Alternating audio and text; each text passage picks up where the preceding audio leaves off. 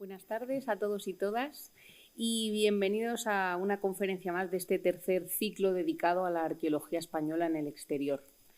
Son muchos los lugares en los que los arqueólogos y arqueólogas españolas excavan fuera de nuestras fronteras y hoy vamos a irnos a un lugar como es México y a un ambiente muy diferente al que estamos acostumbrados a ver como es el mundo subterráneo. A mí me interesaba mucho esta conferencia de José Antonio Caro Gómez y de Genaro Álvarez García y también José Molina Rodríguez sobre esta cueva mexicana, porque yo llevo excavando también en una cueva, pero esta vez aquí en España, en Asturias, durante 4 años. Y sí que es verdad que nos separa una geografía amplia, pero también seguramente tengamos muchas cosas que nos unan porque el ser humano utilizó estos espacios tan radicalmente diferentes al ámbito exterior, digamos, pues para cuestiones tan relevantes como el contacto con el más allá, por ejemplo, ¿no? Entonces me interesaba mucho qué es lo que estaban investigando en un lugar tan lejano, pero con lo que seguramente que tengamos cosas en común como es México. Voy a pasar a presentar a los dos ponentes que hoy nos acompañan. Por un lado, José Antonio Caro Gómez es profesor titular de Prehistoria de la Universidad de Córdoba, presidente del Grupo Andaluz de Cuaternario, miembro del Grupo de Investigación Cuaternario y Geomorfología, miembro de la Red de Expertos del Campus de Excelencia Internacional CEI Patrimonio y miembro de la Sociedad Espeleológica GEOS. Sus líneas de investigación fundamentales son los estudios del Cuaternario y la geoarqueología y la interrelación entre el patrimonio histórico y natural. La primera más experimental y de aplicación metodológica y la segunda con una carga mayor de reflexión teórica y de gestión. Posee más de 60 publicaciones de libros o capítulos de libros y 40 trabajos en revistas, obteniendo las de carácter internacional un porcentaje del 30%. Entre estos últimos podemos destacar los recientemente publicados en revista Antropología Americana o en Geosciences. Esta labor ha supuesto también la participación en numerosas excavaciones arqueológicas y proyectos de investigación que abarcan tanto yacimientos y espacios nacionales como internacionales. Algunos tan emblemáticos para la investigación paleolítica como son los de Ambrona y Torralba en Soria, los de Cuesta de la Bajada en Teruel o Cueva Ambrosio en Almería. Todo ello complementado con una dilatada intervención en reuniones científicas que incluyen más de 80 trabajos tanto en España como en el extranjero. Por su parte, Genaro Álvarez García es presidente de la Sociedad Espeleológica GEOS, constituida en 1962 en Sevilla. Es miembro fundador del Grupo Andaluz de Cuaternario y de la Sociedad Española de Espeleología y Ciencias del CARS, SEDEC. Es miembro del Grupo de Investigación Cuaternario y Geomorfología y miembro honorario de las universidades de Córdoba, Sevilla y Huelva. Sus líneas de investigación fundamentales versan sobre estudios técnicos y científicos sobre CARS, tanto externo como interno, y medios subterráneos, también sobre génesis de cavidades, sobre desarrollo de proyectos de investigación, catalogación de cavidades y simas y estudio para su puesta en valor, evaluaciones de impactos ambientales de patrimonio subterráneo natural y cultural, y prospecciones y estudios en exteriores como terrazas fluviales o rellenos cuaternarios, etc. Como resultado de más de 50 años dedicados a la espeleología técnica, científica y cultural, tiene más de 45 publicaciones en revistas nacionales e internacionales sobre los temas citados, en revistas tanto científicas también como divulgativas, como National Geographic o Despertaferro Ediciones. Ambos han participado en numerosas excavaciones arqueológicas relacionadas con la espeleología y la arqueología en ámbito nacional e internacional, no solo en México, sino también en países como Marruecos o República Dominicana, codirigiendo diversos proyectos financiados por AECI, del Ministerio de Cultura o PALARC. En ámbito nacional destacan los proyectos Cavidades y Registros Cuaternarios en la Sierra Norte de Sevilla, o la ocupación humana prehistórica en cavidades y terrazas fluviales del Alto Pisuerga en Palencia.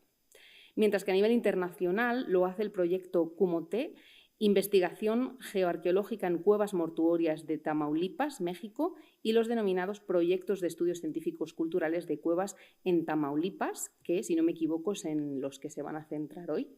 Y como no quiero retrasar más todo lo que venís a contarnos, os doy la palabra. Muchas gracias.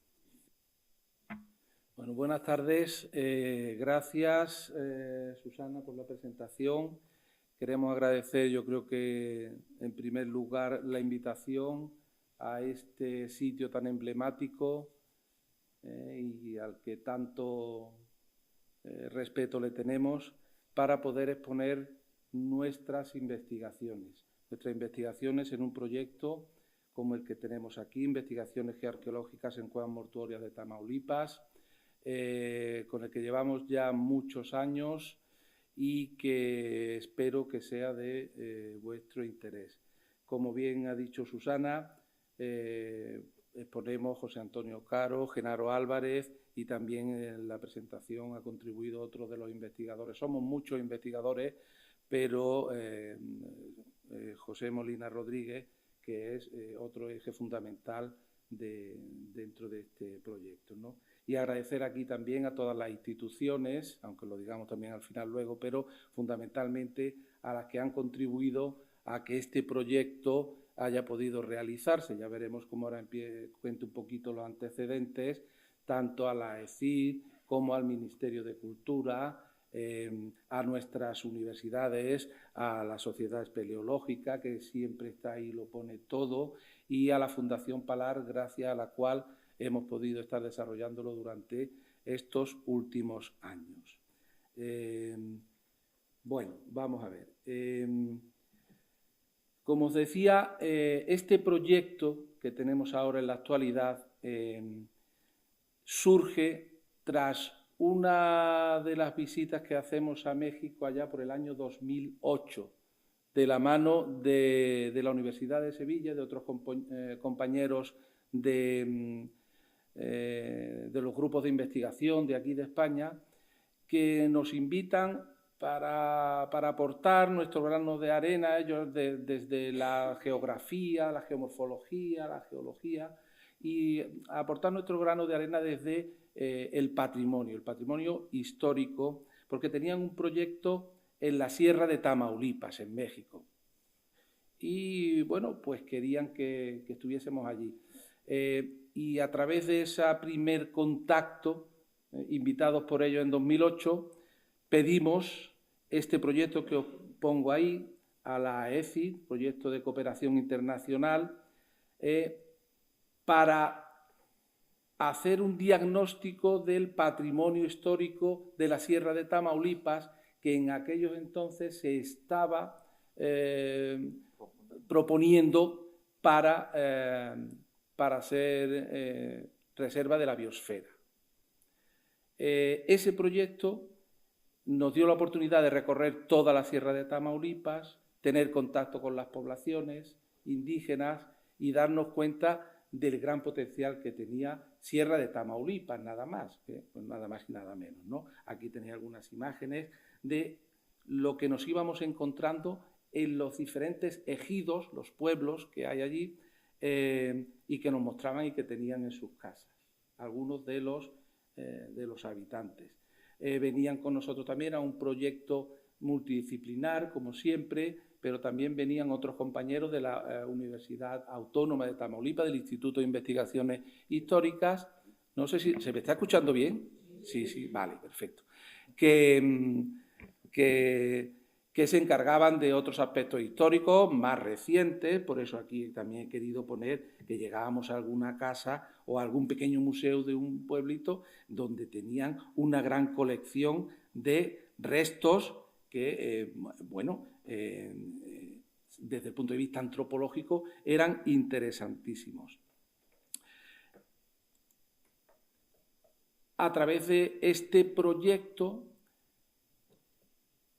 ya vemos que aquello, por lo menos el interés que provoca en nosotros, hay que seguir adelante con él. Y es cuando ya desde la Sociedad Espeleológica, GEOS también, vemos, llevamos mucho tiempo aquí en España investigando en cuevas, que quizás podríamos centrar un poco un proyecto más enfocado hacia las cavidades, que era nuestro tema principal, y a ver si solo en Sierra de Tamaulipas o en otros lugares. Y el contacto con los compañeros mexicanos pues dieron sus frutos y ya implementamos el proyecto del que vamos a hablar ahora aquí, que es el proyecto CUMOT, de las cavidades con enterramientos, para buscar las cavidades y ver cómo habían sido ocupadas antes de... Bueno, no, aquí estamos con periodos muy amplios, las cronologías no están muy bien definidas con periodos muy amplios, pero en general vamos a estar hablando desde el 3000 y algo antes del presente y hasta el 1200, el 1100 después de Cristo, ¿no? Es decir, desde nuestra era, ¿vale? Bueno, pues aquí están los objetivos principales que nos propusimos en aquel momento. Era, por supuesto, ubicar y registrar todos los yacimientos en cueva que tuviesen ese tipo de ocupación, ¿no? Establecer cuáles eran los geositios, cuáles eran los contextos ambientales, hacer análisis geocronológicos, ya de algunas cuevas que ya los compañeros de allí nos habían estado diciendo que serían más interesantes y de las que ellos tenían noticias, ¿no? Excavar siempre que pudiéramos, excavar algunos de estos registros, analizar todos los materiales, por supuesto, y ver cuál era su composición cultural, ver las dataciones cronológicas, caracterización también morfológica y genética de los restos óseos que se encontraran en estas cuevas mortuorias. Parte de los compañeros del Instituto de Lina de Tamaulipas eran antropólogos, físicos y trabajaban en este tipo de caracterización, ¿no? Y en general también, como siempre, hacer un diagnóstico de situación de esos sitios, de esos yacimientos, ver cómo se encontraban, en qué situación, si estaban o no muy expoliados, si se podía hacer algunos trabajos de recuperación, etc. Y de momento hemos podido, algunos de los grandes resultados de los que estamos bastante orgullosos, saber que pudimos contribuir desde nuestra pequeña aportación a que efectivamente en 2016 Sierra de Tamaulipas fuese declarada como área natural protegida con carácter de reserva de la biosfera, lo cual no es poco, ¿no? Aunque hubiese bastante resistencia por parte de los que habitaban en la Sierra de Tamaulipas. Sí, sobre todo pensando que una de los bienes que ellos utilizan es el carbón. Entonces, lo primero que se limita es pues la tala indiscriminada, pero claro, en favor tanto de la flora como de la fauna y de las personas de allí. Pero claro, la lucha, bueno, solo un comentario, y no es porque estemos en México, pero hemos ido a reuniones en las que los ejidatarios, vamos a decir los caciques de la zona, iban con la pistola en el cinto. Sin más. Y esos son los buenos. De los malos no vamos a hablar. De los malos no hablemos. De los malos no hablemos. Bueno, por poner en contexto geográfico el lugar donde hemos desarrollado el proyecto, estamos en México, en el estado de Tamaulipas, que está hacia el este, en el noreste, en pleno Golfo de México, y en este recuadrito, esta es la capital del estado, Ciudad Victoria, y en este recuadrito más o menos es el entorno de localización de nuestro territorio, por decirlo así, de investigación. Esta sería la capital, Ciudad Victoria. Sí es importante que retengamos que Ciudad Victoria está en la falda de Sierra Madre Oriental hacia occidente y Sierra de Tamaulipas hacia el este. Este sería el Golfo de México, ¿vale? Pues esta es nuestra área de estudio. Un sitio, nos hemos dado cuenta, ya lo sabíamos, pero ya nos hemos dado cuenta, es muy amplio, demasiado amplio. Pero es que allí todo es muy amplio. Todo es grande. Todo es grande y todo está lejos. Y no hay otra. Para que se hagan idea, solo el estado de Tamaulipas, Sí, sí. San Antonio, es como Andalucía. Solo ese estado de México. Y los sistemas montañosos son todo cumbres, lo que es Sierra Madre, son cumbres de 2.000 a 3.000 metros de altitud. Y con la entidad que nos apoyaba allí era el INAH, el Instituto Nacional de Investigaciones y de Historia, Antropología e Historia, y hay un equipo para todo ese estado, un equipo compuesto por 2 arqueólogos y un antropólogo, que eran con los que trabajábamos nosotros. Luego se van contratando a otros para hacer los rescates y demás. Pero los que forman parte, digamos, del staff del instituto, en Tamaulipas, 3, 4 personas, no más, ¿no? Nosotros vamos a hablar aquí de algunas de esas cavidades que hemos estado investigando. Hay más, luego ya lo contaremos, pero algunas de las principales de las que también se han hecho más trabajos, se han publicado algunos. Por ejemplo, en esta, voy a pasar, vamos a empezar por Sierra Madre Oriental desde, dijéramos, el noroeste hacia la capital, ¿vale? Y luego nos pasaremos a Sierra de Tamaulipas. Aquí vamos a hablar, en esta parte del noroeste, Ciudad Victoria estaría aquí, de Cueva Escondida, Cueva de la Sepultura y Cueva de los Muertos. Si ven que se repiten en algunas diapositivas, Cueva de los Muertos, Cueva de la Sepultura, y que están en sitios diferentes, no os extrañe. No es...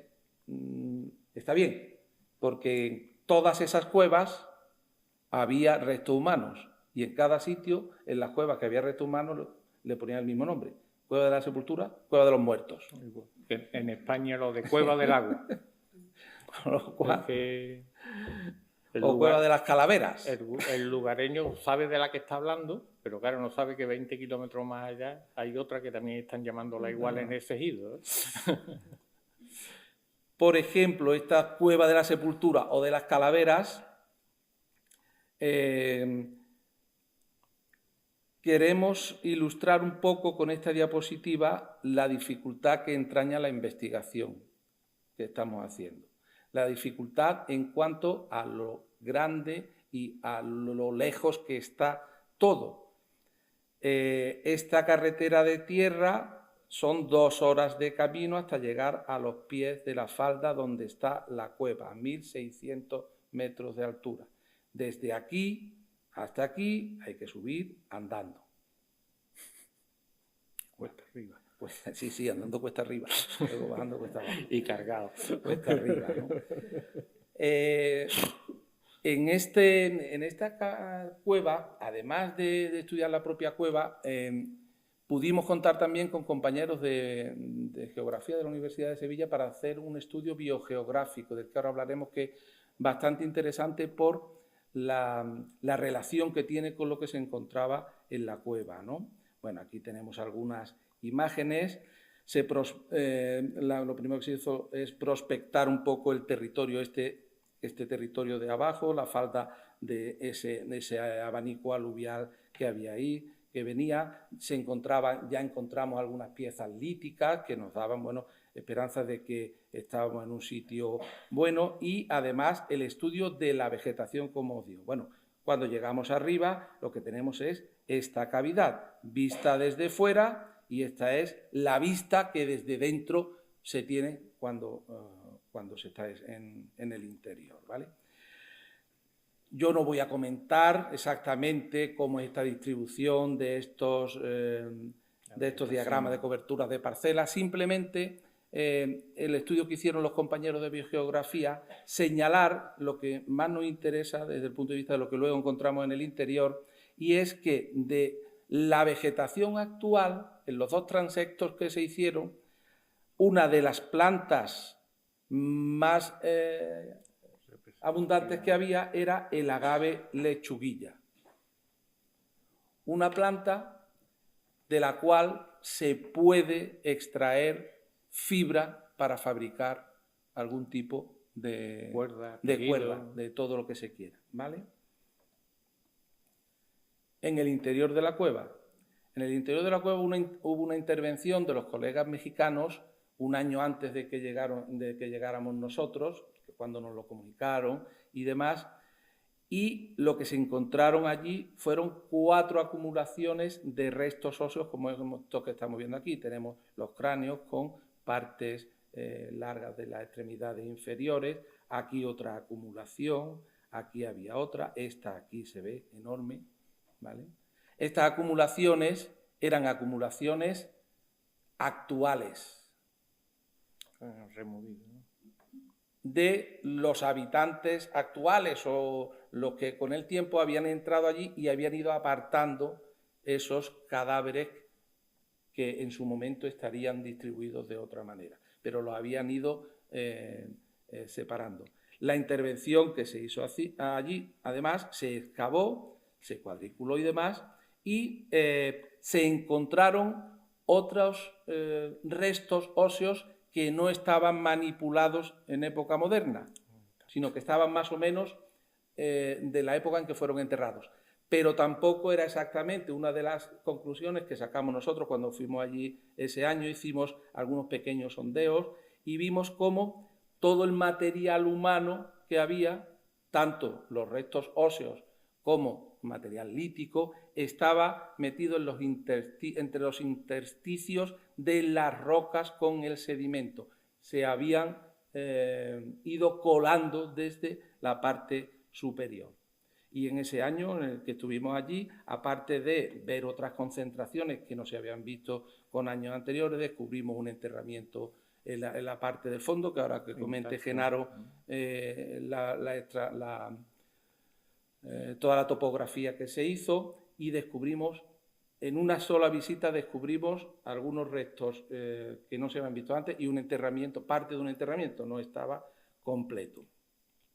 Bueno, y esto aquí otras fotografías que sirven para ilustrar el tema de la topografía, porque el equipo multidisciplinar que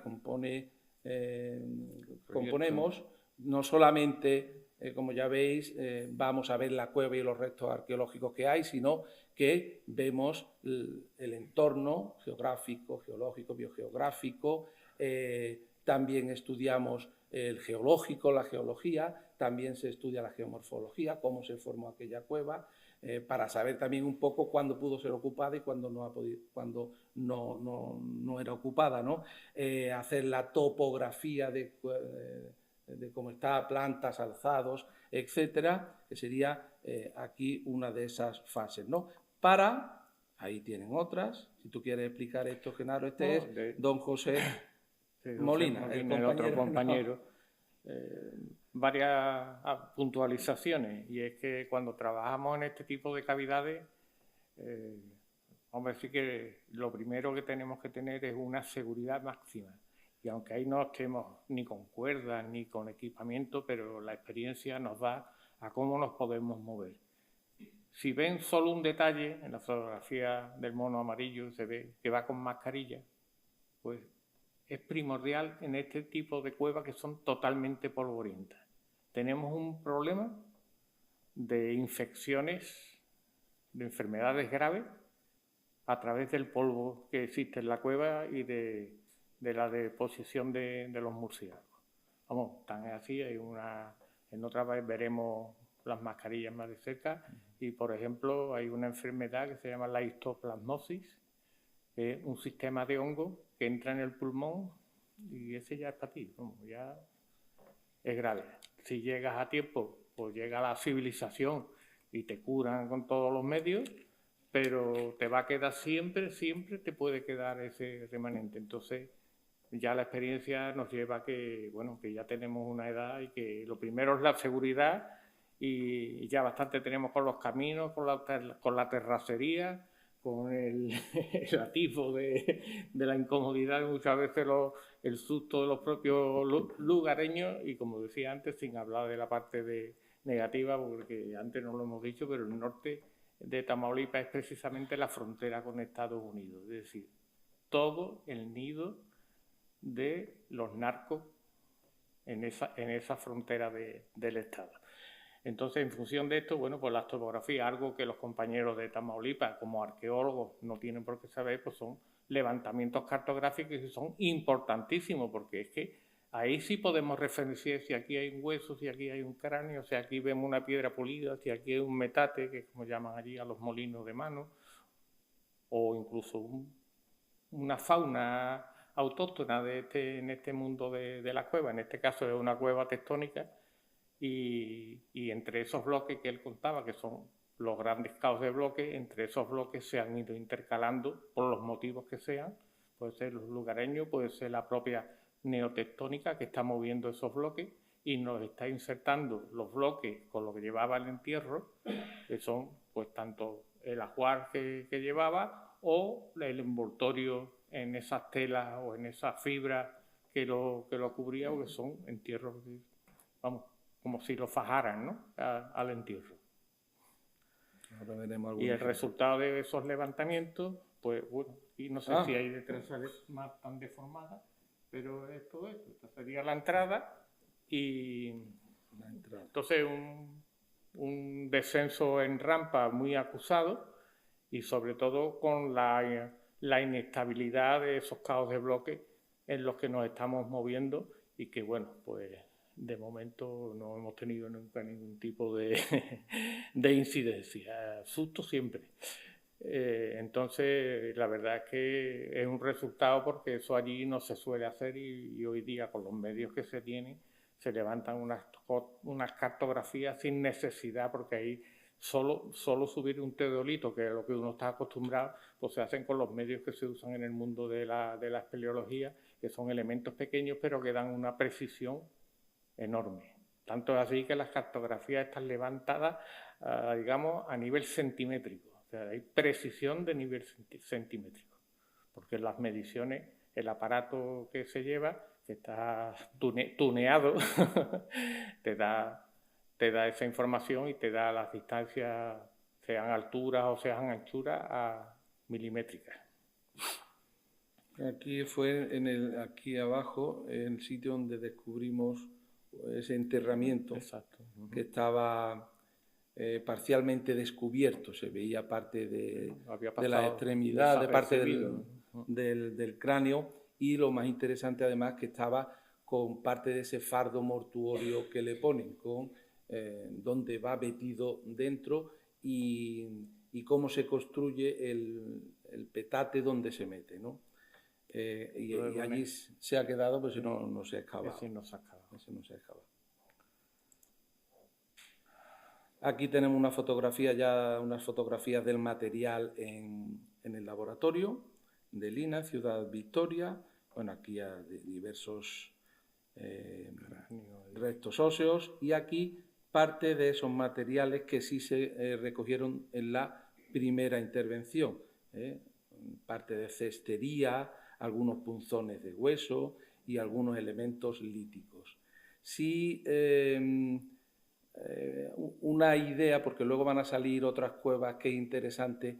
En esta cueva, dentro de lo que es el material arqueológico, no aparece cerámica, y eso para nosotros sí es interesante. O sea, no forma parte del ajuar funerario de esta comunidad, la cerámica. Y como estamos en las fechas en las que estamos aquí, estamos hablando entre ese 3000 antes del presente, cuando allí se están desarrollando las primeras sociedades, las primeras comunidades con una agricultura más o menos ya bien desarrollada. Y es uno de los focos en los que están puestas nuestra investigación, de ver cómo estas comunidades eran unas comunidades que conocían la agricultura, pero que todavía seguían viviendo también como sociedades cazadoras recolectoras, ¿vale? Bueno, aquí una distribución de la gran cantidad de elementos óseos, que como nos podemos dar cuenta, las partes más numerosas, las de las extremidades, ¿no? Y aquí es donde queríamos comentar ese tema tan interesante del agave lechuguilla. En el poblado, en el ejido que está en la parte baja de esa cueva, allí perdido, a 3 horas en coche de lo que diríamos la civilización, pudimos comprobar cómo aún se sigue convirtiendo esa planta en cordelería. En cordelería. Y se siguen fabricando cestas con esa cordelería y petates con esa cordelería. Iguales, de la misma tipología que las que hay en la cueva. Envolviendo los cadáveres. La misma. Igual. Bueno, aquí es la cronología de la que venimos hablando, ¿no? Ese 3000 y poco es las dataciones que se han hecho de esos enterramientos. Creo que hicimos 12 dataciones y las 12 estaban en ese rango cronológico, entre el 3000, 3050, 2850. O sea, muy bien delimitadas en ese periodo los enterramientos. ¿Vale? Y algo que es absolutamente necesario, interesante y de lo que no queríamos olvidarnos es que cuando nosotros llegamos ahí, a ese territorio, a investigar esas cuevas, estamos investigando en los cementerios de estas poblaciones. No podemos entrar ni salir sin antes pedir permiso y que nos den permiso, evidentemente. Evidentemente. Eso está muy bien establecido allí, se llega al poblado, se le explica, a veces lo entienden, a veces no lo entienden, y bueno, cuando tenemos permiso, entramos y luego se les explica todo, ¿no? Lo que siempre solemos hacer, por supuesto, aparte de tenerlo en cuenta, es demostrarles que lo que les decimos es verdad y que vamos en serio para investigar y para dar a conocer parte de su pasado y que a nosotros nos interesa su pasado, etcétera, etcétera, ¿no? Y que no nos vamos a llevar nada que ellos no quieran que recojamos. Estamos hablando de muestreo, no de buscar tesoros ni... Bueno, otra cueva, estábamos hablando, nos venimos un poquito más hacia el norte, la cueva de los muertos, otra cueva de los muertos, por el abanico, otro abanico aluvial, llegamos arriba, la entrada, esto se ha caído parte de, se entra, aquella entrábamos de frente y esta se entra por arriba porque parte de la cúpula de la sala principal se habría caído, ¿no?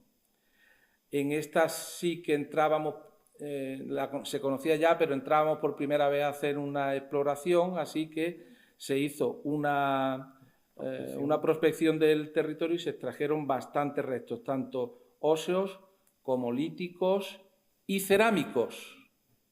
En esta cueva sí que encontramos restos cerámicos. Y, por supuesto, haciendo la topografía, los trabajos topográficos. Donde poder situar todo lo que se encuentra. Efectivamente, cuando estábamos sacando todos estos restos, luego eso se estaba situando en la topografía, evidentemente, para saber por dónde estaba distribuido. Aquí no se ha excavado todavía. Tenemos que tener en cuenta que este es un proyecto que desde el principio es hacer un diagnóstico, un reconocimiento de todo lo que había, de todo lo que haya. Y en algunos sitios más interesantes intentar hacer algunos sondeos, algunas excavaciones como allí, o rescates, que es cuando vemos que hay algo en peligro y hay que llevárselo antes de que sigan, para que no se vaya a perder, ¿no? Aquí de momento no se ha hecho ninguna otra actuación que no sea esta recogida de materiales. Ese sería el levantamiento. El levantamiento Se ven en los cortes inferiores, veis que hay unos pequeños personajes y es la escala proporcional al tamaño de la sala. O sea, que tienen varios metros de altura en algunos puntos, aunque entremos por una boca estrecha. O sea, la cueva reúne condiciones tanto de hábitat como de entierro. Aquí esta sería la entrada, se ha fragmentado por aquí. Y todo lo que en la zona donde encontramos restos es la zona próxima a esta entrada, por aquí. Ya en esta parte de aquí, que era mucho más bloques que hay, ahí todo lo mismo, es todo puro bloque. De momento no se ha encontrado nada. Y ahora nos vamos un poquito más al norte, o más hacia el noreste, a la Cueva Escondida, otro de los grandes yacimientos, uno desde luego de los más interesantes. Está cerquita de Ciudad Victoria. Esta es Ciudad Victoria, la capital. La capital del estado. Del estado. Cerquita de Ciudad Victoria es el fin del mundo. Esta es la gran capital. Sí. Bueno, y la cueva aquí parece que está a tiro de piedra. Eso es el fin del mundo. Fíjense en el nombre. Cueva ya escondida. No es de los muertos, ni de los huesos, ni Cueva escondida. Ciudad Victoria estaba aquí. ¿Ninguna de estas cuevas, perdón? Sí. ¿Tú la ves desde ningún punto hasta que no estás en la entrada? La cueva hasta que no está en la entrada y no está delante de la entrada. No aquí ni aquí al lado, no, delante de la entrada. Esta cavidad igualmente, este es el ejido de Lébano, pueblecito, que si el tiempo ha estado mal, el coche ya hay que dejarlo aquí, no puede subir hasta un pequeño ranchito de uno de los propietarios que hay aquí arriba. Hay que dejar el coche, desde el coche al ranchito es 1 hora andando y desde el ranchito hasta la cueva son 2 o 3 horas andando. ¿Vale? Y cuando se llega a la cueva está en la ladera, no se puede estar ahí, se tuvo que elaborar un campamento base en la cima, que era para poder estar ahí. Se va ahí, no se va un día y se vuelve, se va y se está ahí 1 semana o lo que sea, o el tiempo que haga falta, ¿verdad? Y para llegar ahí, las primeras exploraciones que hicieron los compañeros del instituto las tuvieron que hacer en caballería, no había otra forma. Y luego intentaron abrir algunos caminos para poder... A machetazo. A machete. Bueno, pero en este punto es interesante también que esos caminos... Claro, que es la parte social. Se abrieron por parte de los propietarios de ahí, dándole una ayuda económica para elaborar. El gobierno pagó para que se pudieran... Entonces, ahí están todavía más conformes porque encima es lo que siempre hablamos de la difusión y del uso, vamos a decir, público, en este caso de los accesos. Estás ayudando a la economía puntual del ejido. Entonces, encantado. Y si encima cuando termina te han quedado 15 litros de combustible y se los regala, pues mejor que mejor, ¿no? Así que, bueno, y intentar subir con estos quad, pero bueno, eso quizás no sé si es peor o es mejor. Eso, algunas veces... De lo de la seguridad, mejor que no conté. De eso. De lo más peligroso. Y no solo la seguridad, porque... aquí hay que dejar el quad porque no sigue, porque se estropea o por lo que sea, y andando. O se cae. Bueno, y aquí es el campamento, esto es ya la cima donde se establece el campamento, rodeado de vallas, evidentemente, y para dormir en el interior y protegernos y demás, ¿no? Desde el campamento, que está en la cima, hasta la entrada de la cueva son... en pendiente, otra media hora todos los días de bajada y de subida. Y esta es la entrada de la cueva, que aquí se ve perfectamente. Pero aquí estamos unos cuantos 2-3 metros por encima, no se ve nada. Si nos pusiéramos allí, tampoco. Si nos ponemos por debajo, tampoco. Sí, la cueva está ahí, tiene que estar en la boca. En la misma línea. O dentro. Y aquí lo que decía Genaro, en esta cueva sí que había que entrar con este tipo de máscaras especiales. Sí. para que se... Por una parte, porque se iban a tomar las muestras de carbono Sí. 14 y era una manera de no contaminar, y la otra, el tema en concreto, en esta sobre todo, el tema de la histoplasmosis. Ahí no se ve, pero si estuviéramos en el lugar estaríamos viendo como si estuviera nevando, y es el polvo volátil. Entonces, iba con los focos y las luces y tú veías como niebla. Aquí tenemos... Había que ir despacito para no remontar. Claro, para evitar un poco eso también se pone un pasillo de plástico único para claro, pisar ahí siempre, pero inmediatamente se cubre de polvo porque es que esto es imposible estar ahí. Esta es una cueva muy interesante con muchos restos. Y muy cómoda. Muy cómoda para, ya ves, es este pasillo. Es comodísimo, un tubo. Hay agujeros de clandestinos de extraer los materiales y lo primero que se hizo aquí fue un rescate en el año, fue un año antes de ir nosotros ahí, ya me parece, con Gustavo, lo hizo Gustavo, un rescate y se extrajo uno de esos entierros que está completo, ahora lo veremos aquí, ¿no? Y nosotros aquí estuvimos, cogiendo muestras para carbono 14, para sedimentología, para hacer análisis físico-químicos de los sedimentos, también se recogieron algunos materiales, aquí algunas fotos con la estratigrafía. Esto... Bueno, hay cantidad de cosas que contar. El trabajo diario después el hermanamiento, que si ahora un café de pucherete, que si se nos ha olvidado hoy no hay pan. Y por volver a lo mismo, pues esto puede que en el camino de vuelta pues esto se caiga y...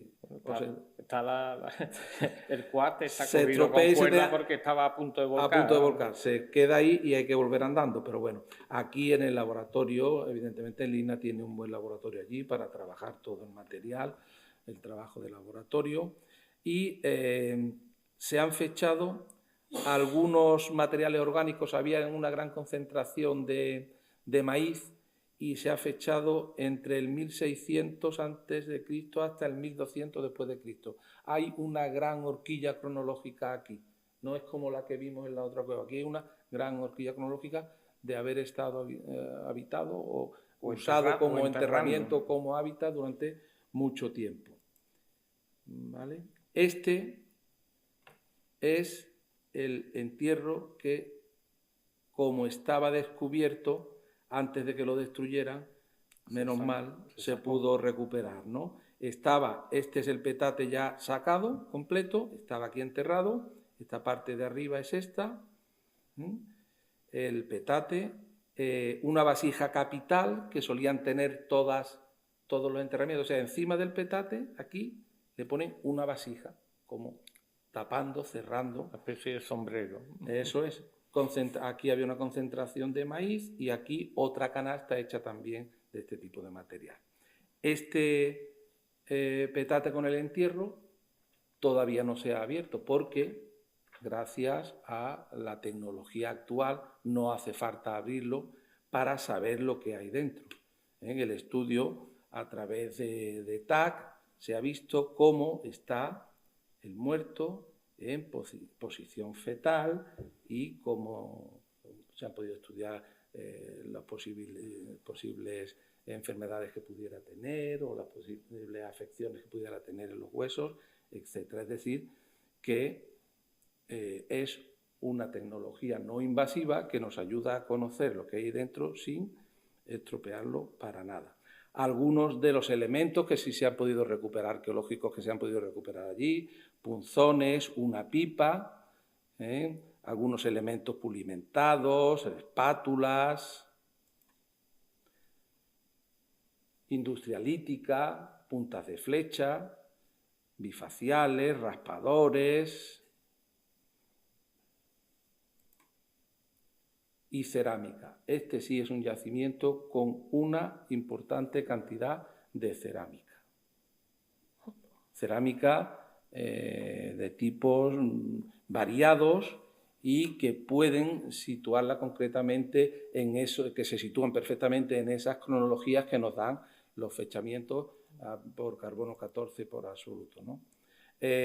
Aquí estaría el levantamiento cartográfico, como vemos es un túnel, aquí con la señalización de los sondeos que se han hecho en la parte de la entrada. Un gran conducto, además da una información de carácter geológico y geomorfológico sobre cómo fue el encajamiento de la red hídrica en ese sistema de montaña y cómo incide en los cañones, y estas cavidades se quedan a techo de los cursos actuales. Entonces te está contando mucho más antiguo que en el tiempo de esos entierros. Evidentemente estamos hablando de periodos geológicos, ¿no? Y ya en la parte cercana a Ciudad Victoria hay un pequeño cañón que se llama el Cañón de la Peregrina, y dentro del Cañón de la Peregrina hay una zona de recreo a la que le llaman zona de recreo Cañón Los Troncones. Y ahí estamos siempre peleándonos si llamarle de la Peregrina o de los Troncones. A mí me gusta particularmente los Troncones. Y a mí la Peregrina, pero bueno, eso es lo normal, las peleas son lo normal. ¿Pero tú a la Peregrina la has visto alguna vez? No. Pero los Troncones están sí, allí están. Que hay unos árboles bestiales, eso es verdad. Los Troncones. Pues allí nos llevaron los compañeros, los compañeros del... A un paseo, y años antes también habíamos estado, que se nos ha olvidado el Instituto de Ecología, que es una... Es verdad, el instituto, bueno, de esos primeros años, cuando estuvimos, no, el primer año, 2008, cuando estuvimos, fue al Instituto de Ecología Aplicada, que luego hemos seguido colaborando siempre con ellos. No solamente el Instituto Nacional de Antropología e Historia, sino el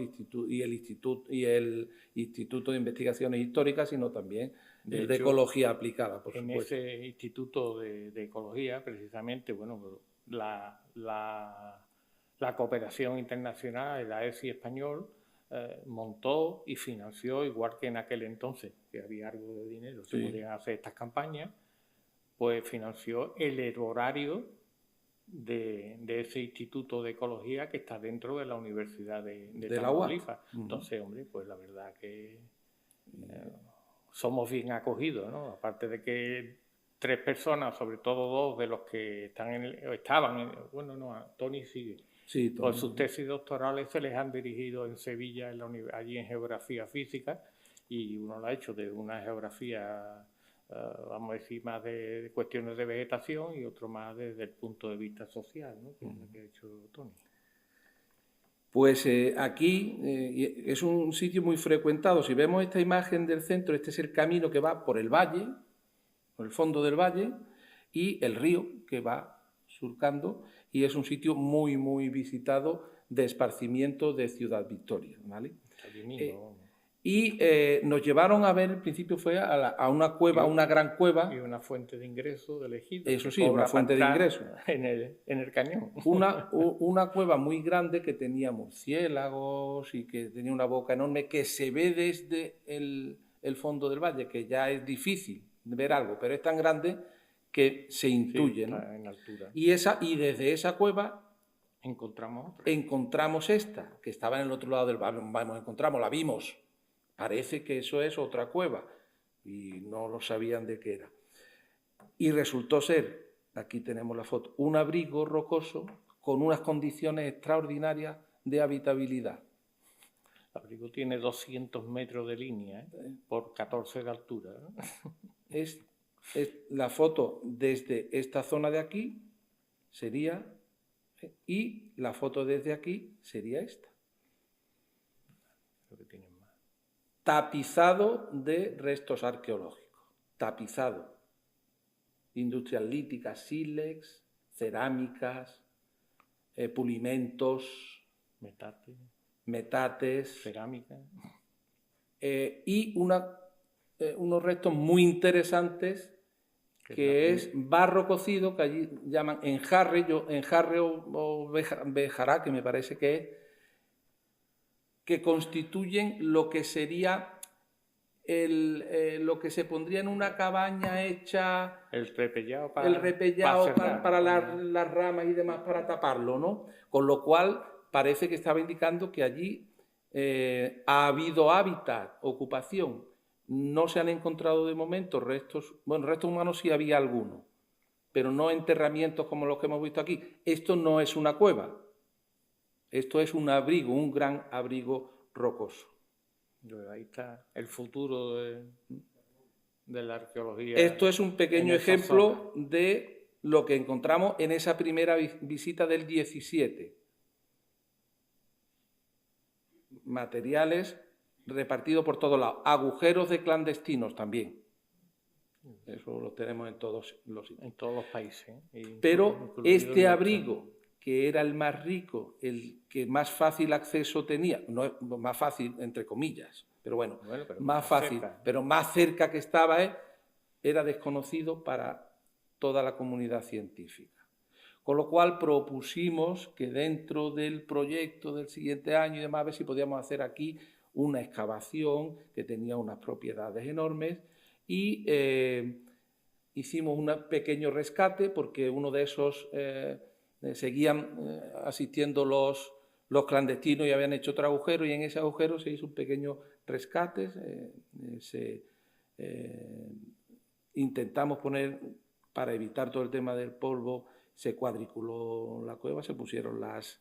Algo que tampoco tenían conocimiento de cómo hacer una cuadrícula. Para hacer las cuadrículas aéreas. Entonces, con los medios que llevábamos... Estos son restos, por ejemplo, de ese enjarre de barro, como vemos ahí, con las marcas de las cañas o de las ramas puestas. Y se extrajo también una gran cantidad de elementos líticos, cerámicos, de metates, etc. Es un yacimiento espectacular.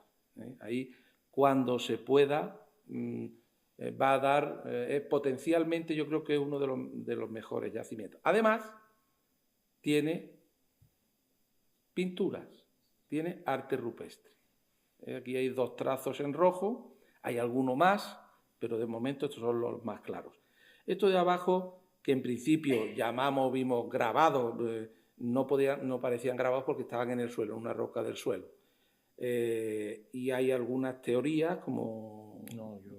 No sabemos. Incluso he hablado con especialistas, pensamos, pues son alineaciones más estrechas en los extremos y más anchas en el centro, entonces son como especies de afiladores para afilar los punzones, o pueden ser metálicos, pueden ser de roca o de hueso, entonces tú ahí los vas limando y vas dejando esos surcos previos. En principio por lo menos de momento no tenemos otra hipótesis de los elementos. Por pensar algo, ¿no? Sí. Bueno, ir a esa gran cueva, que era la primera que vimos, esta que tenemos aquí, aquí hay unos cuantos de compañeros y yo que estoy en el otro extremo, pues fijaros lo pequeñito, es una abertura enorme, pero igualmente encontramos bastantes restos de lítica, pero huesos también, cosa que no habíamos encontrado en el abrigo. Aquí sí que había huesos pertenecientes a algún tipo de entierro, muy fracturados, no muy concentrados, pero sí... De hecho, el nombre popular es de la sepultura. Y esta,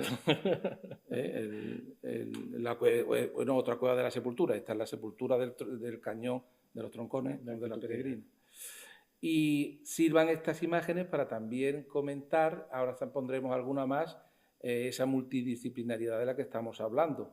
En el equipo hay especialistas que estudian la fauna troglobia o la fauna que habita en las cuevas. En este caso, el día que fuimos, tuvimos la suerte de ver cómo había salido una serpiente de caza y había atrapado un murciélago. Acababa de atrapar el murciélago estando nosotros allí, ¿no? Estaba la pobre... Los pobres ese día, los murciélagos... Ese día porque salieron mal parados. Lo levantamos y aprovechó la serpiente, pero es que salían fuera y había una pareja de halcones que también se los estaba también se los comía. Y como venía el especialista, que además su trabajo es el estudio de los murciélagos, pues nos documentó totalmente de que sí, de que eso era allí normal. Para nosotros fue algo sorprendente, eso de encontrarte a la serpiente comiéndose el murciélago y después fuera los halcones y dijimos, pobrecito, hoy le hemos dado el día y todo. Bueno, nos vamos a trasladar ahora a Sierra de Tamaulipas para ver estas dos cavidades también cercanas, Cueva El Refugio y Cueva de la Virgen. Esta sería Cueva El Refugio, esta es la zona donde podemos llegar a través de terracería con los coches y está situada aquí. Es una cueva de un recorrido largo, ahora veremos. Esto es lo último que hemos visto en 2022. Exactamente, esto es las últimas campañas, ¿no? En la que, desde el punto de vista arqueológico, hemos encontrado cerámicas muy interesantes en el interior de la cueva. En el exterior no hemos encontrado ninguna, en el exterior, aquí en todo el territorio externo, en toda la zona externa, lo que sí hemos encontrado es la industria lítica. Está en ese llano que está ahí en la Aquí, entrada, al lado de los coches. Todo este llano hemos encontrado industria lítica. En el interior no hemos encontrado industria lítica, hemos encontrado... De momento. ¿Será de momento? No hemos encontrado. Tiene que pensar que es uno de los pocos sitios en el que en el interior, incluso en época de sequía, hay agua, porque es un curso de agua activa, sobre todo en épocas de lluvias intensas. Y aún así, en plena sequía, o como normalmente vamos en época de allí llaman la seca, lo que sería aquí agosto,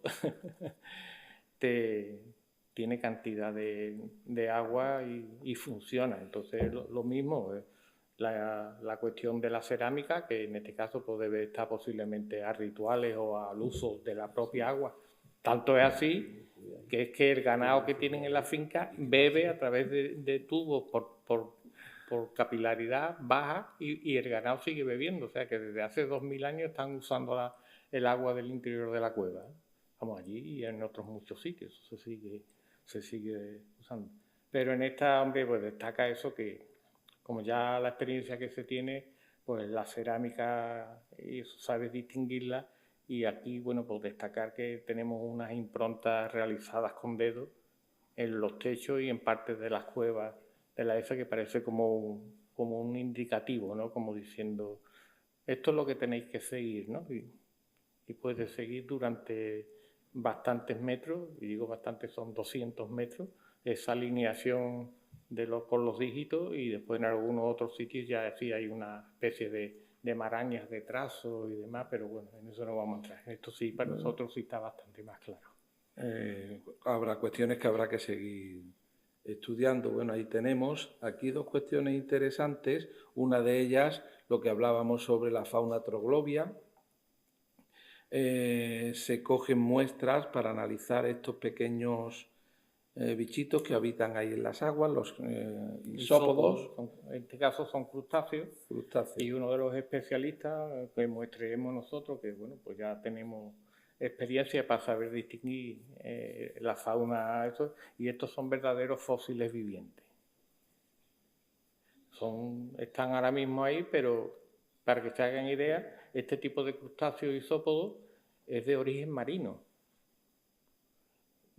Entonces, ¿de cuándo viene eso? Entonces, pues se habla del origen de los tiempos en el que está la roca en la que están generadas esas cuevas, que son el Cretácico, que son cientos de millones de años. Y el bicho, sin embargo, bueno, pues ha quedado ahí relicto, y en este caso son dos puntos que no estaban antes en la geografía de la bioespeleología de México. Bueno, pues dos estaciones con ese bichito isópodo. Y la otra cuestión es ver cómo tanto en esta cueva como en la otra que vamos a ver ahora, que está al lado, la Cueva de la Virgen, las calizas tienen distribuidos, insertados, o bancos de sílex o nódulos de sílex, la materia prima que utilizan para los útiles que hemos visto antes. O sea que la materia prima la tenían allí, no tenían que ir a buscarla muy lejos. Esto que se ve aquí son esas partes oscuras. Esas partes oscuras. Hay techos completos de la geología del lugar. Por lo tanto, la materia prima la tenían. Aquí hay un banco más grande, trozos bien grandes, otros más pequeñitos para realizar. Esto sería el levantamiento de esa cavidad. Eso es. Y situado en la fotografía aérea, bueno, ya son cavidades de cierto rango, además con la connotación del interés geológico, hidrogeológico, bioespeleológico, lo que queramos, en este caso además también cultural, es decir, antropológico y arqueológico, ¿no? Entonces, claro, es una bestia, bueno, pero ya estamos hablando de cavidades, que las otras todas son de 60, 70 metros o pequeñas incluso, y en esta ya llevamos levantar planos de más de medio kilómetro de recorrido. Medio kilómetro, y además lo interesante... Y sigue, y el río activo, en sequía. Y aquí, Genaro, lo interesante era de tener un desnivel nada más que de 2 metros negativos y 13 positivos, es decir, que no hay mucho... Y 13 tendrá más, lo que pasa es que no pudimos subir más en el interior por una chimenea que dará al exterior, posiblemente sea un antiguo un sumidero activo. Pero el canal principal, es muy homogéneo. Muy homogéneo. Claro, estará siguiendo la línea de falla o los de Y esta es la otra cueva, la cueva de la Virgen. Está en la ladera de enfrente de ese paisaje que acabamos de ver. Exactamente. Aquí nosotros como si la fotografía está detrás de nuestro el que toma la fotografía, estaría la otra cueva más lejos, pero en esa posición, ¿no? Y como os decía antes, esto es un tema de estudio antropológico muy, muy curioso, que viene desde muy antiguo y que los compañeros que estudian estas cuestiones pues están muy, muy interesados, ¿no? La Cueva de la Virgen, que nos decían los compañeros que nos llevaron por primera vez y que nosotros nos hemos seguido manteniendo, pero luego al estudiar un poco, al analizar la bibliografía existente, ya vimos cómo realmente a esta cueva se le llamaba Cueva de Guadalupe, de la Virgen de Guadalupe, la Virgen de Guadalupe, y la Virgen de Guadalupe, claro. No se celebra todos los años un festival ahí en honor, o una peregrinación en honor los lugareños, a la Virgen de Guadalupe. Esta es una fotografía publicada en 2012 por Castro y otros sobre arte rupestre en el interior de la cueva, pero que él recuerda con esta fotografía de 1942 como ya desde entonces se realizaba esa peregrinación en el interior a 90 metros, 100 metros, por lo menos. Hay un altar. A oscura total. Vamos. A oscura total. De hecho, en la foto de arriba se ve. Y el arco de entrada también es el arco de entrada. Eso como que te tienes que agachar para ofrecerte. Este arco decorado en 1942, esto 2000, el mismo. ¿Vale? Pero aquí en el interior y en el techo, una de las formaciones kársticas. Eso es lo que nosotros hemos averiguado. Es lo mismo que el manto de la Virgen de Guadalupe. Es el modelo de la Virgen en una huella de erosión en techo. Incluso, si recuerdan o lo miran cuando tengan tiempo, verán que en el manto de la Virgen hay como rayos. Pues esa formación geológica del interior presenta esa forma y pensamos que de ahí viene ese tema de ir a adorar o a rezar o a brindar, vamos a llamar respeto a la Virgen de Guadalupe, que en México es... aunque hubiésemos puesto una foto ahora mismo actual, no se vería bien porque con todas las velas que se encienden ahí y demás está totalmente la huella original está ennegrecida con las velas totalmente. Y con los rituales y por desgracia con muchas pintadas, pero ya nos hemos metido más al interior donde ya no llega la gente y vemos las mismas huellas de erosión, que es algo súper interesante, y además hemos logrado hacer un montaje en el que se va superponiendo en el techo a la Virgen de Guadalupe y coincide con la forma totalmente, Entonces, bueno, pues la verdad que es un tema que cuando podamos lo vamos a contar allí porque, bueno, creo que es un descubrimiento, en este caso, vamos a decir, cultural y antropológico. De mucho interés y relacionándolo con las ciencias geológicas, ¿no? Desde el punto de vista arqueológico, como ya digo, solamente hemos encontrado algunos pequeños, rebuscando mucho, algunos restos líticos, algún pulimento, pero también un poco dudosos, porque hay que tener en cuenta que teniendo el sílex por todos los nódulos y los bancos, puede que a lo mejor no sea, lo que nos encontremos en el suelo no sea tallado de verdad y que sea allí de forma ocasional, ¿no? Y de lo que hablaban de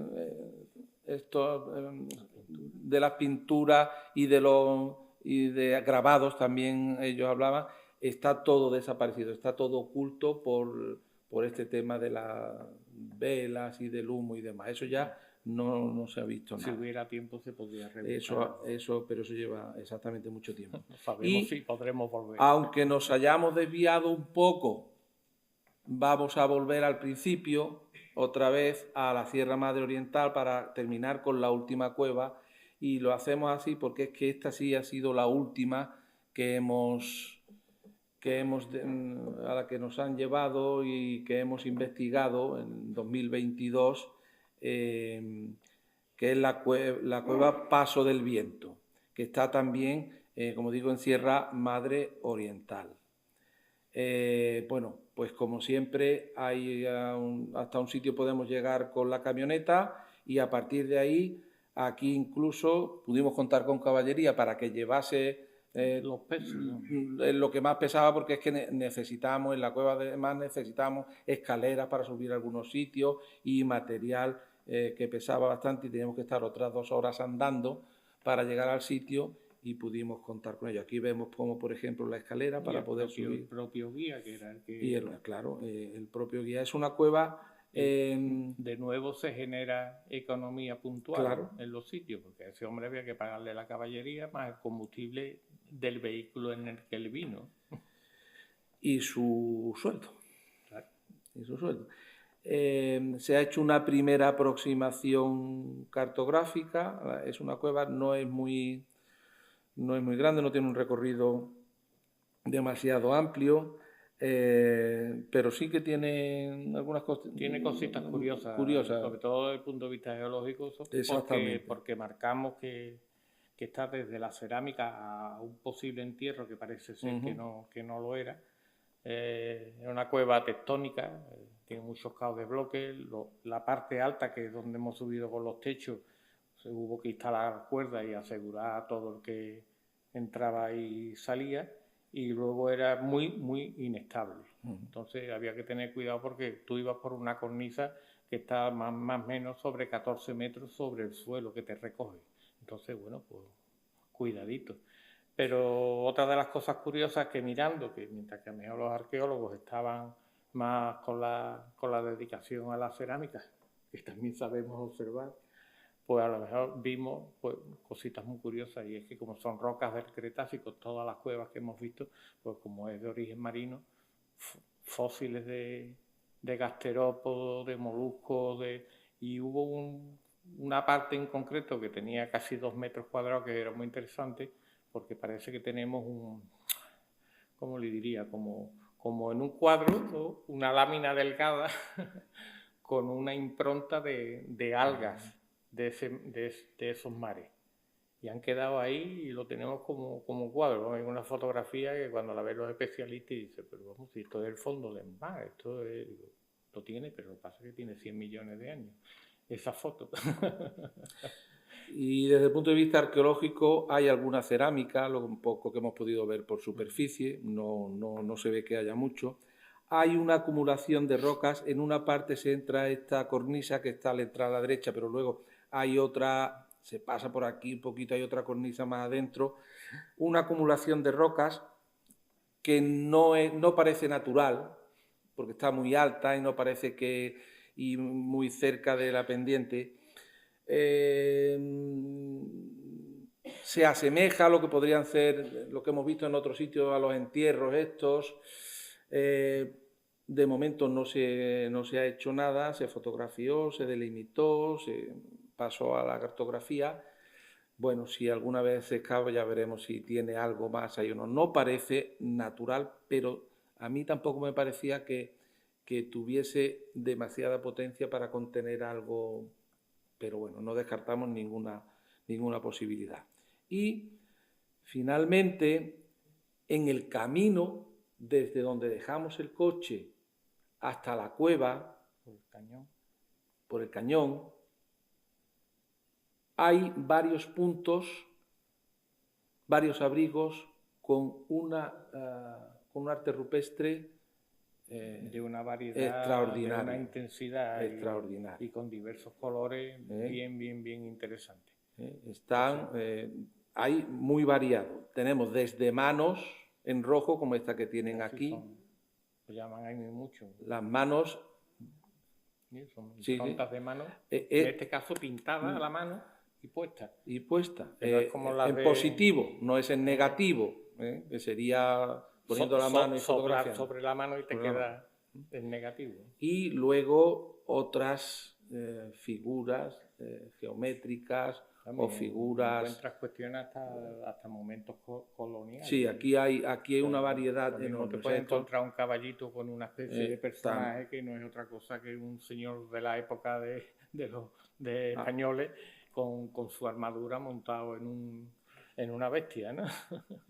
Aquí hemos reproducido algunas de las figuras que había, así como las más representativas. Había también un antropomorfo, de los que fotografiamos en rojo. Lo que pasa es que el antropomorfo allí se veía.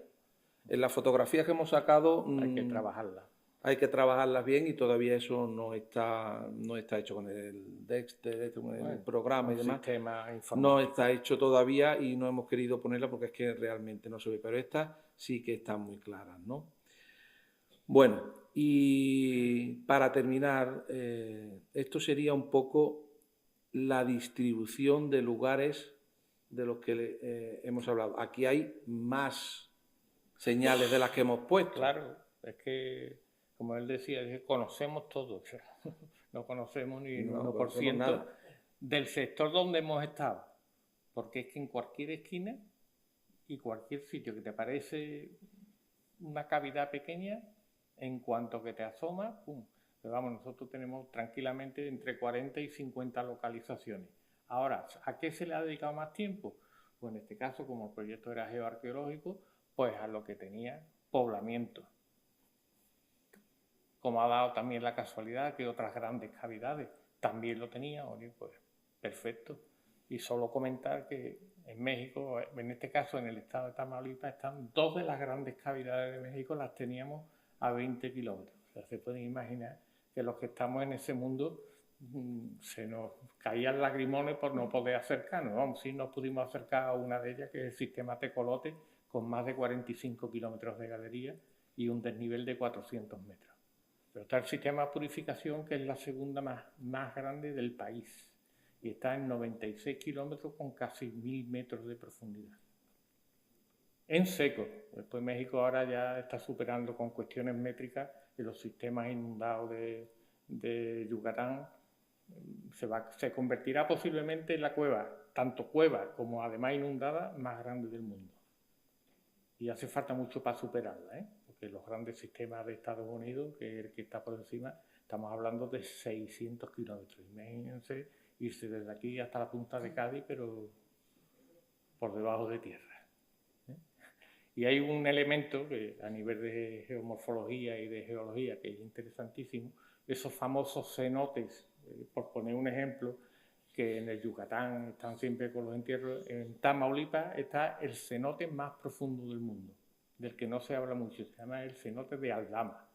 Y es un cenote que no tiene cuestiones de carácter arqueológico que se sepa. ¿Por qué? Pues porque tiene 320 metros de profundidad, es decir, inundado esos 320 metros.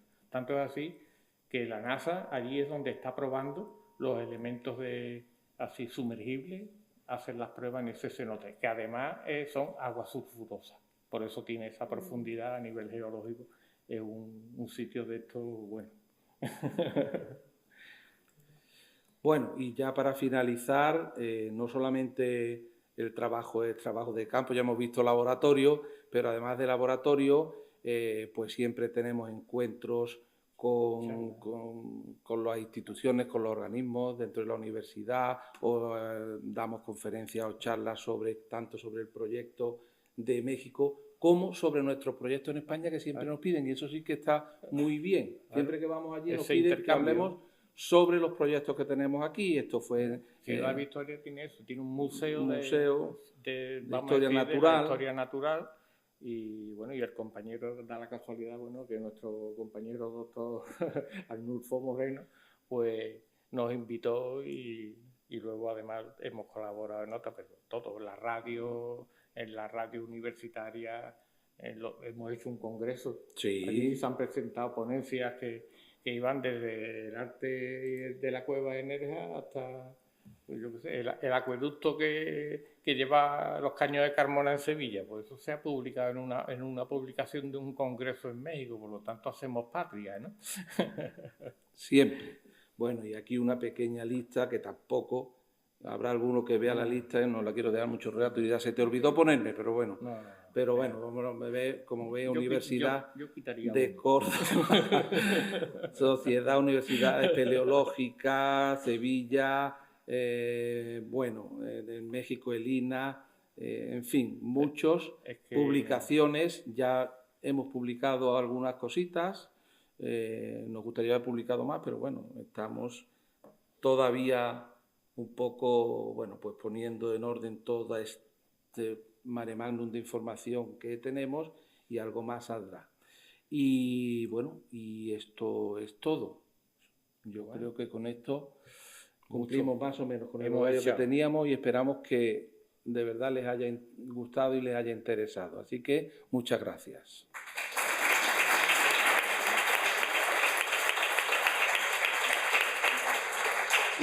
Y estamos aquí a disposición para contestar a todas las preguntas que tengan, evidentemente. Sí, sabemos. Y si no sabemos también. Buenas tardes. Y gracias por la conferencia, encantado, que ha sido maravillosa. Yo tengo me han llamado la atención dos cosas. La primera, cómo siendo o tratándose de cuevas tan grandes, tan largas, cómo tratándose de cuevas tan profundas, cómo se hacían los enterramientos tan cerca del exterior. Las cuevas con enterramientos de las que hemos hablado no son las más profundas. No, esas son cavidades pequeñas. Esas son pequeñas, ¿vale? Es que estas últimas que hemos visto ahora que son tan profundas, esas no tienen enterramiento. Además, hay una diferencia fundamental, por ejemplo, entre esta última de la cueva, el refugio, que hemos hablado que tiene 500 y pico metros topografiados. No es cueva seca. Sigue en funcionamiento actualmente. Los enterramientos solamente están en las cuevas que han dejado de funcionar en ese sentido. Y sobre todo que están ocultas. Porque eso. Pretenden proteger, imagino, o por lo menos eso creemos, en este caso, bueno, pues a tus familiares, ¿no? Muy bien. Lo de las cuevas profundas no tiene nada que ver. Una cuestión que ha salido a connotación para que se hagan idea que es que ese país y sobre todo ese estado es, bueno, pues a nivel de cavidades y de cars, increíble, vamos, y por supuesto a nivel arqueológico y geoarqueológico. Sí, y la segunda pregunta que tenía es, ¿cómo estamos hablando de la misma época o son épocas diferentes? Lo del tipo de enterramiento.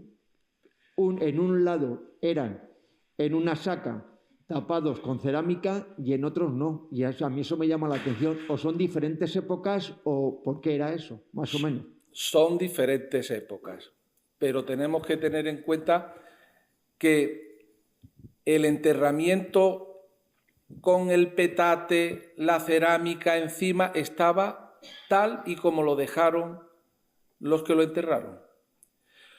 Eso es en Cueva Escondida.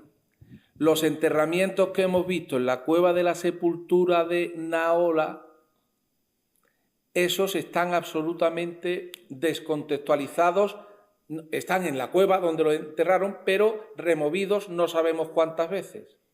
Pero también tenían el mismo tipo de ajuar funerario y de sacos mortuorios y de canastas, porque hemos encontrado los materiales.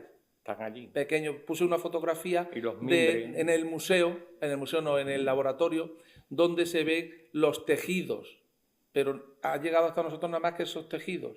no todo el petate. Pues imagínate que lo han violentado, han abierto el Nada petate y han esparcido los huesos y si llevaba algo, pues entonces a lo mejor eso es lo que han cogido. Suele ser muy común ese tipo de enterramiento, pero estamos hablando también de épocas, estamos hablando de miles de años, ¿eh?